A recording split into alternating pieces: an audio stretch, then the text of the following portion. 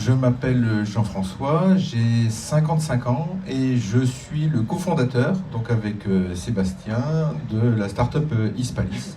Comme l'a indiqué Marine, on a pour ambition en fait de mettre à disposition des professionnels de l'épargne un outil permettant d'investir dans les vins et spiritueux de manière complètement autonome.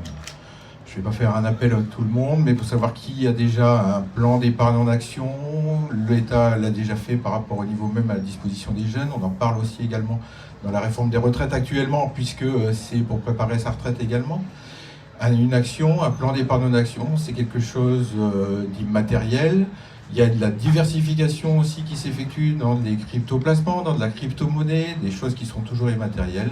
Notre ambition, c'est de remettre le terroir, remettre le local, remettre le bio aussi à disposition en fait des épargnants d'une manière simple et autonome, par l'intermédiaire toujours de ses conseillers financiers ou de son conseiller en gestion de patrimoine. Alors, c'est une triple innovation, en fait, une innovation par rapport à ce qu'on peut mettre en place sur une innovation produit. Et nous, on va parler de plan d'épargne en boisson par rapport au niveau du plan d'épargne en action.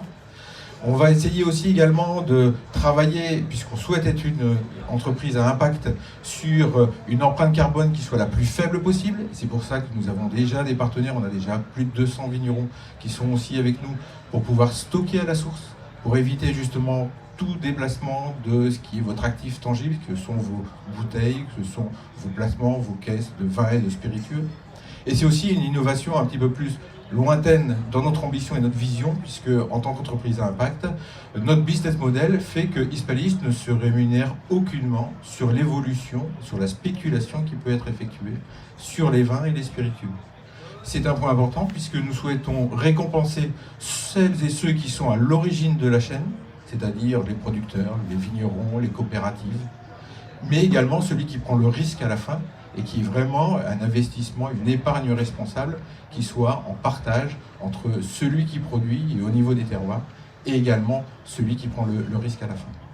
Alors, vous avez vu, nous avons créé donc cette start-up depuis quelques mois. Nous avons quelques partenaires déjà du côté de nos producteurs, de nos vignerons, de nos coopératives.